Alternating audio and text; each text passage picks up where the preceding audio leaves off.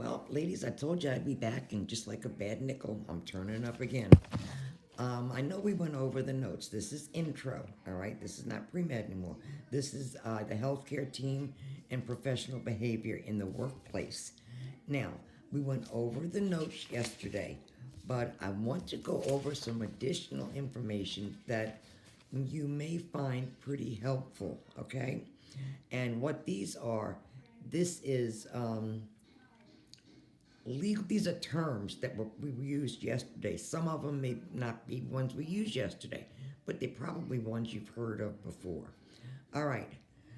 An event or activity or conditions or other stimulus that causes stress. And that would be a stressor.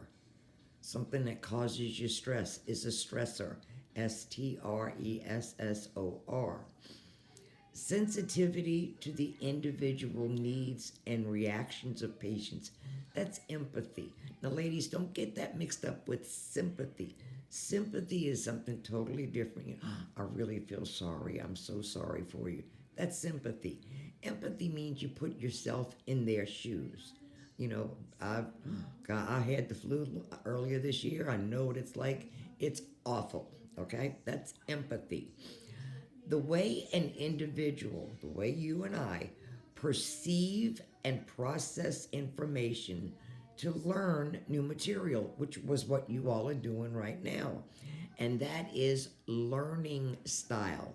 And remember, I told you there were several different types of learning styles. Type 1, or type, well, stage 1 actually, but type 1 would rather be hands on and practice what you preach, practice what they're learning. They want to see it and they want to practice it. Stage 2 would be, it's nice to learn. I mean, I enjoy it, but stage 3 would be, not only do they like stage 1, but they also want to experiment and test the ideas, all right? They're going to go a little further. And finally, stage 4 is an other area of your life, such as teaching, as an example, all right? So that deals with this study. I mean the phases. All right, learning styles, knowledge, skill, and behaviors that are expected of the entry level dental assistant. Now this is entry level. All right, and that is known as competencies. COMPETENCIES. In other words, how competent or how good are you at the skills you learned when you were in school? All right, here's another one. The process of sorting patients to determine medical needs and priority in care. And think of an emergency room. That would be triage. Now, I'm going to tell you, there are some dental offices that are just walk in. And if you work for an office that's walk in, you better be really fantastic at triage because nobody has an appointment. It's almost like an emergency room. They walk in, all right? And it's going to be up to you to determine who needs to see the dentist stat. Remember that word from pre med? Stat is immediately, okay? So you're going to prioritize the patients by triage. That's what it's known as. Now, this is a form of healing that considers the whole person as an individual for their treatment plan. And this is known as holistic. Think about it. It's the whole person, it's holistic, all right? And this type of person would rather give would rather not give prescriptions, all right, or any type of medical prescription. Try to do it with what we have in Mother Earth, all right, and that's the holistic way. It's almost like a preventative care. If you take this, and this every day, you won't need to take that when you get older because your bones won't hurt. Okay. The process by which something becomes harmful, listen to this, especially in right now with this disease virus, the process by which something becomes harmful or unusable through contact or something that is unclean and that is contaminated. Ladies, you have got to really, really, really be careful with yourselves and your families. Wear the masks whenever you venture outdoors, all right? Carry the little bottles of the hand sanitizer with you. Now, you may want to carry a little tube of lotion also because hand sanitizer is really going to dry out your hands. Also, because you wash your hands enough when you go to work every day, between every patient. When you finish each patient, when you go into the next one, even though you just washed them, do it again in front of that patient so they can see it. Also, make sure, like when you go grocery shopping, you have some kind of wipe. The stores used to provide it now. I don't know when you walk in if they still have the wipes for the handles, all right? But contaminated is something becomes harmful or unusable. Look, milk past its due date, that's not contaminated. It's just old and time to go out. But that's basically what I'm talking about. Okay, conduct that falls below the standards of the established law. Now, we're going to get more into law and ethics later on, but the standard with that, I mean, conduct that falls below the standard established by law is negligence. In other words, you knew you were supposed to do something, but you didn't do it, all right? And that's, you can be sued. So I'm just trying to set you up now. If you are sued, the doctor's sued, okay? And everybody gets a mess. And I've sat on boards where an assistant got sued because they had been seeing this patient for years and giving her the flu shot every year. Well, this one time, assistant evidently wasn't paying attention and gave her a flu shot with a very, very, very, very like insulin needle, and the woman developed an issue at the site, and oh, it was not good. She didn't. The woman won because it was negligence. She wasn't competent in what she was doing, and the conduct fell below what's standard for the law. Next one, the process. Now, this is a process by which an organization adherence to meet or exceed expectations. Let me say that again. A process by which an organization's adherence, trying to stick to, meet, either going to stick to meeting or exceeding expectations, and that is known as accreditation. And yes, Eastern College is accredited through APHAS, and we have been since the very beginning. But you've got to meet these standards, and I mean, they set these standards way up here. They're not going to come down to meet you. You have got to meet them, and try not doing one. Just miss one. Oh, you'll pay for it for a long time. Okay. All right. The care. Now listen to this one. The care that involves health professional and volunteers that provide medical, psychological, and spiritual support to terminal patients and their loved ones. That is hospice. I don't know if I could work in a hospice situation. I mean, they had a patient once. It was a lady that lived out here in River Ridge, and she was in hospice so long they sent her home. I mean, I'm glad, thank you, Lord, that they sent the lady home.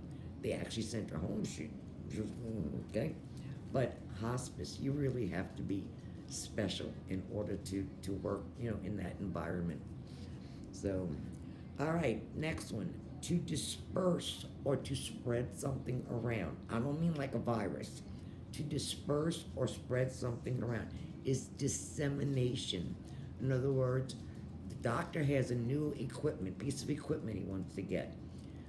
They have the factory or the manufacturer is not in the state, it's in New York. And they want everybody at the office to learn how to use the machine. Well, they can't afford to send everybody to New York. They'll pick one person out of the office and say, you go to the meetings, you go to the hands-on and everything, and then you come back and tell us. Well, that's dissemination. You got the information up in New York, and now you're coming back and giving everybody in the office the information that you got. All right, distinguishing traits, qualities, or properties. And those are characteristics. You want to watch your characteristics in life. You only get one chance to make a first impression, all right? And you want to be known as the person that it's not my job, but I'll help you with it. I don't mind staying late, okay? Now, look, I mean, I'm not saying become a doormat. That's not what I mean. But you want to have distinguishing traits for your characteristics. When somebody speaks or hears your name, oh, I know them. Yes, rather than you know them. That's the difference, okay? Behavior toward others or an outward manner. How do you behave with others? That is your demeanor, all right? Look, you can be one way at home and a totally different way out in public. That is your demeanor, all right? I mean, I wouldn't say that's too healthy. Try to be level on one level rod and go out. When you go out, you're the same as when you're home, all right? Behavior, I'm sorry, therapeutic communication. Therapeutic, listen to that one. Therapeutic communication where a person responds with a feeling about a problem. In other words, you've told me about your problem and I have to respond to it. That's known as reflection. You thought about it and then you respond to it, all right? Therapeutic, that means, not just your next door neighbor, but therapeutic communication where a person responds with a feeling about a problem. Speaking of your next door neighbors, ladies, I don't know if you're aware of this, but even though you're a student, you're considered in the healthcare field. And if your neighbor comes over and asks you for an aspirin, I don't mean you have to be nasty about it, but be very careful because if you give that patient, if you give that next door neighbor a couple of aspirin and they take it and they all of a sudden have a hemorrhage in the brain, they can charge you with practicing medicine without a license. And I don't want to see any of my love muffins go to jail. First of all, orange doesn't match with my hair, and the stripes make me look too fat. So I'll come visit, but I just can't go in with you. All right. So just know what you're doing, especially now because you're going to be in the healthcare field and people are going to see you in your scrub suit and they're going to come up, oh, I got this, I got that, this hurts, that hurts, over here. What do you think this is? What is this? Remember, be careful, okay? All right, how an individual, how you and I internalize or take in new information and make it my own. That's called processing. How do you process new information? Like what we're going over right now. This new information, how do you process it and make it your own? In other words, you can put them in your own words. You don't have to say an event or condition or activity that causes stress is a stressor, but you can just say it's something that makes you stressed out. You put it in your terms, all right? All right, I know you all have a worksheet in your packet, or I think you do. If you don't, we're going to go over it. Don't worry about it. These are medical specialties, all right? Medical specialties. Okay, the first one, this person specializes in treating diseases of the nervous system. I don't mean like my nerves are bad. I'm talking your nerves inside your body, the ones that help you move around. And that would be a neurologist. Neuro, gist, ist. Some ist is a suffix. It's at the end of the word. That's someone that studies or specializes in. So we have nerve specialist. Okay, this person diagnoses and treats diseases of the skin. Dermatologist. Dermat is skin, ologist is someone that studies and specializes in. This person diagnoses and treats children, and their illnesses. That would be a pediatrician. Don't ask me how that one matches, but it does.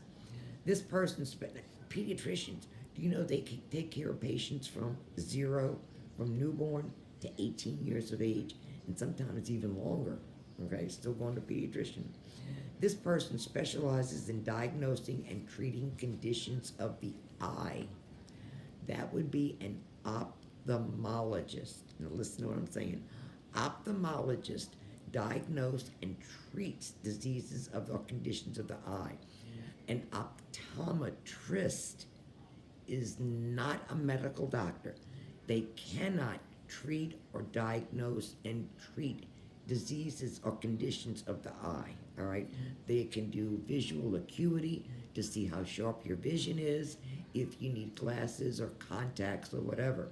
But it's the ophthalmologist that treats diseases or conditions of the eye. This person performs surgery to repair and reconstruct your body structures. Man, you get oh, you ever watch on Cox? It's 333 Lifetime, the hospital, the emergency room stuff. They've had people. I mean, these are real things. Go through in car accidents and go through the windshield. I mean, half the face is like zigzag, and they call the plastic surgeon in. And when you see the person after they've recovered, you'd never know anything happened. I mean, that is truly a gift, all right? This person diagnoses and treats diseases through the use of x-rays. Come on, you ever had an x-ray and they said, oh, the blank has to read the x-ray and then we'll know what's wrong? Okay, that is a radiologist. Radiologist. This person is trained to treat and diagnose patients with conditions linked to genetic disease. Genetic, what's that mean? Well, first of all, it's a geneticist. And what that means is your makeup. I don't mean this kind of makeup. I'm talking about your inside, your heredity, what runs in your family. Blood pressure is one that runs in the family.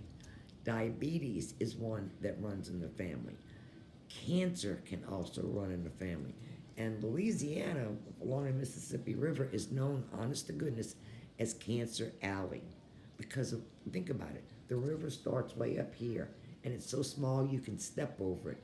By the time it gets all the way down to Louisiana, it starts way up north. By the time it gets down to Louisiana, think of how many factories have dumped whatever in it, all right? By the time it gets here, they call it the muddy Mississippi. Now it has the funky Mississippi. All right, this person relieves pain and maintains the patient in a stable condition during surgery. That would be, now watch my lips here, anesthesiologist. I'll say it again, anesthesiologist. Okay, that's the person that puts you to sleep for surgery. This person studies laboratory specimens to diagnose disease. That would be a pathologist. Patho means disease. Ologist is someone that specializes in the study of. There you go. This person treats disorders of the feet in surgical treatment. That's a podiatrist. You have something wrong with your feet, you go to the foot doctor, they're a podiatrist. This person diagnoses and treats me. No, I'm kidding. Mental and behavioral disorders. And that would be a psychiatrist. Never seen one, thank God. Psychiatrist. This person offers care to the whole family, all right, when a wide range of disease and preventative care is their main concern. And that's going to be your PCP, your primary care physician. All right, this one specializes in the treatment of ear, nose, throat. Okay, let me give you a little hint. This is the answer right there. Otolaryngologist. And the question was, they're going to treat diseases right here. Diseases of the ear, nose, and throat. Well, oto means ear. And throat and nose are laryngo, all right? So it's otolaryngologist. That's where you get it from. They just call him an ENT doctor for short, ear, nose, throat. Okay, this person performs chest surgery. Now remember I told you about the ick. Now watch right here. We have the word thoracic surgeon. Chest surgery pertaining to the chest. Ick and thoraco pertaining to the chest. This person assists patients with physical disabilities. It may include rehab, muscular disorders, and that would be a physiatrist. Physical therapists cannot be just now physical therapists. They have to go even further to become a physiatrist. More studies, more school. This person would give immediate care to a trauma victim, and that's going to be an emergency physician. That's where they work, in the emergency room. This person is going to evaluate and treat disorders of the immune system, and that's going to be an immunologist. In other words, if you're always catching something, they want to know why. Why is your immune system the one that fights disease and fights infection? Why is it allowing you to catch these things every time it comes around? What's wrong with your immune system? This person diagnoses and treats conditions affecting the urinary system. Come on, urologist. This one provides care during pregnancy and childbirth, and that is an obstetrician. OB, obstetrician. This person is concerned with comprehensive care, all of the care, diagnosing and treating chronic and long term diseases, and that's going to be an internist. Now, remember, the PCP is one that treats the whole family, but an internist, you go to them if you have, I have hypertension, which is under control with medication, but I go to an internist, and I've been going to the same one for 30 years.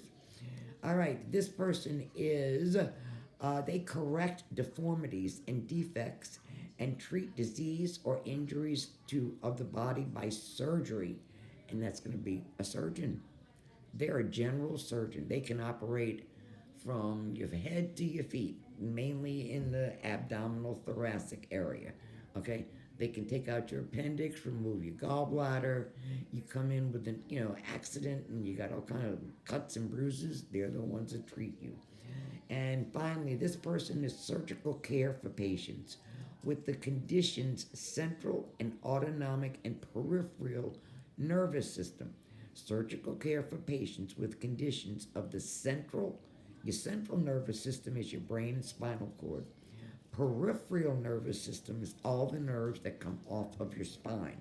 So you've got the CNS, which is the brain and spinal cord, and then the PNS, all the nerves. That's what is allowing me to do this.